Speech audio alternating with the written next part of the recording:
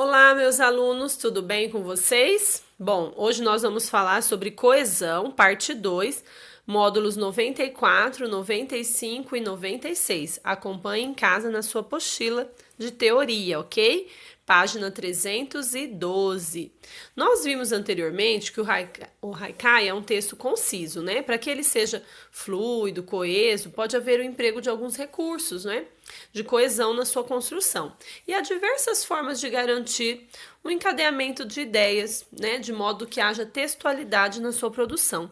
No capítulo 10, nós estudamos a coesão por pronomes e conectores, né, as conjunções, algumas conjunções e pronomes.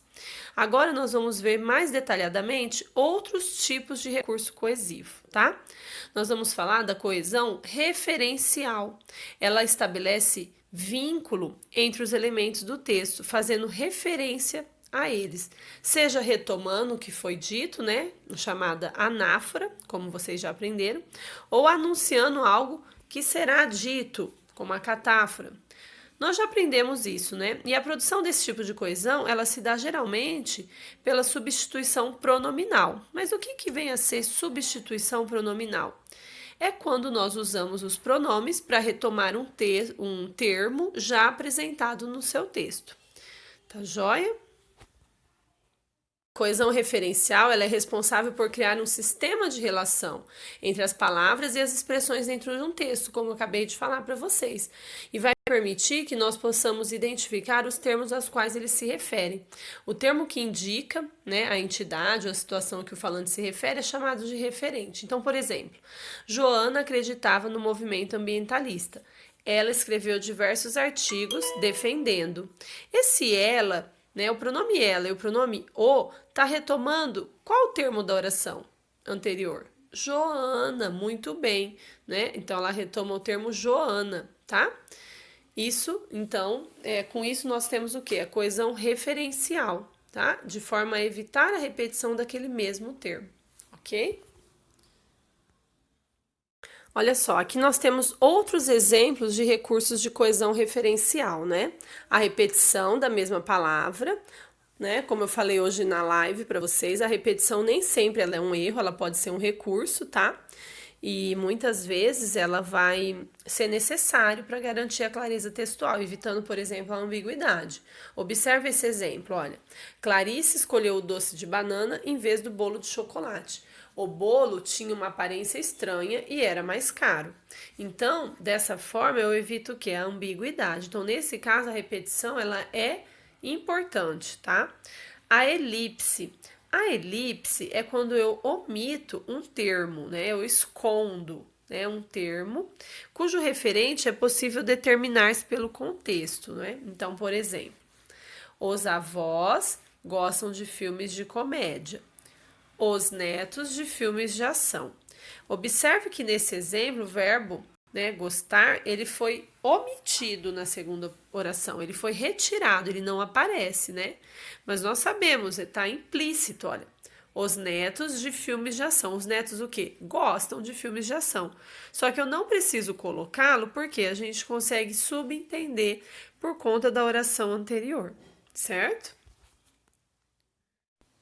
Temos também, pessoal, olha só, a substituição lexical, que é quando eu uso palavras do mesmo campo de significado, né, do mesmo campo semântico, como sinônimos ou quase sinônimos, para quê? Para evitar a repetição desses mesmos termos, tá?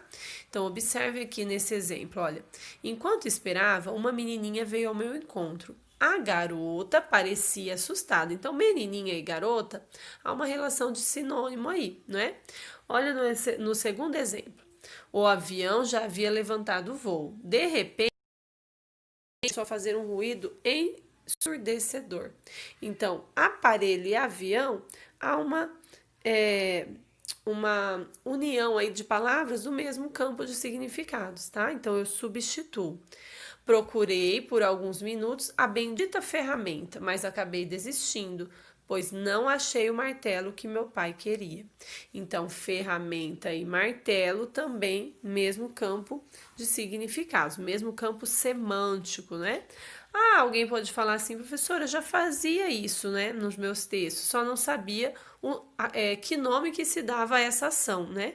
Então, são termos técnicos da parte de coesão que é importante vocês conhecerem, ok?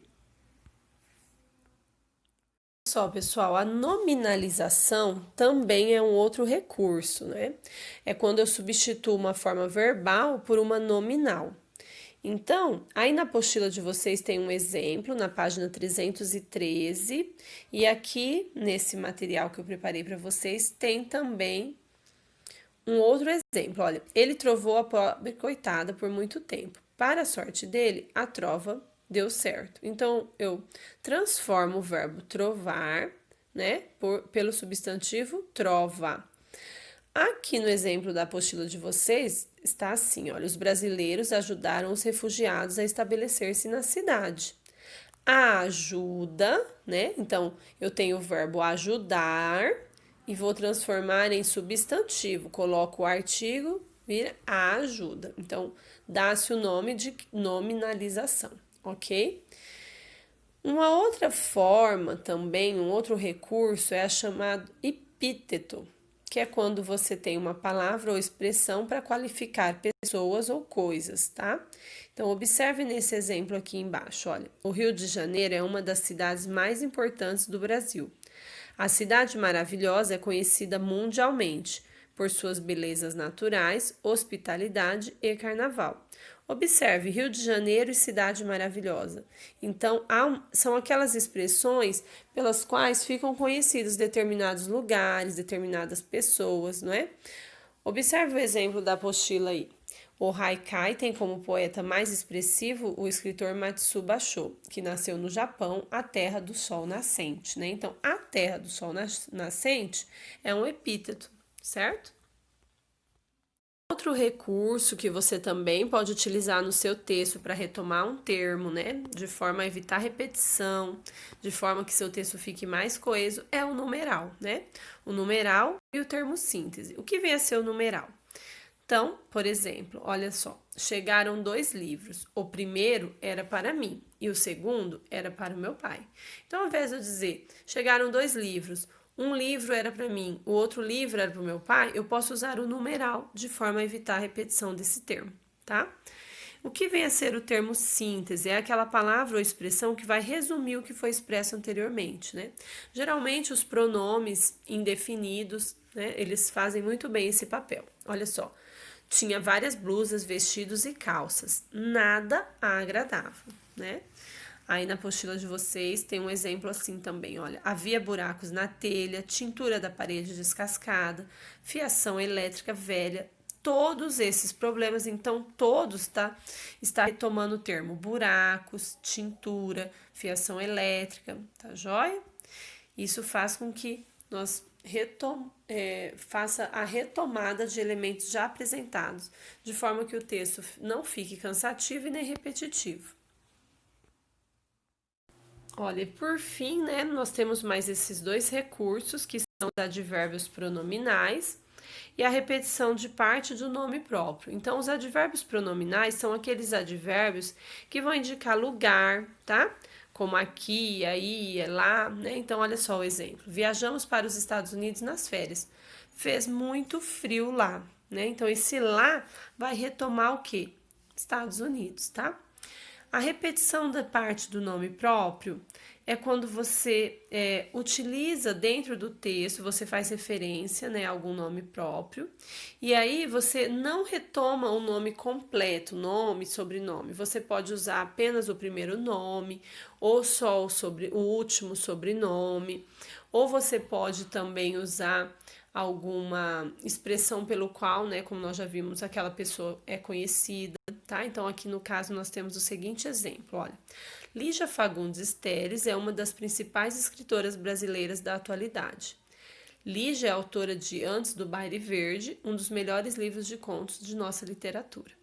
Entenderam? Então, eu uso somente o primeiro nome para retomar a escritora Lígia Fagundes Telles, que inclusive eu indico para vocês, né, como sugestão de leitura. Inclusive esse livro, que é maravilhoso, Antes do Baile Verde, vale a pena vocês lerem, tá joia? Gente, é isso, né? Fiquem com Deus, façam as tarefinhas, tá? Da apostila, os exercícios de aplicação façam no caderno, os exercícios propostos, né? Façam, aliás, os exercícios de aplicação façam na apostila e os propostos no caderno. Tire foto, postem lá no Classroom que eu vou verificar depois, tá joia? E aí nós vamos discutir sobre eles na nossa próxima live. Um beijo, fiquem com Deus.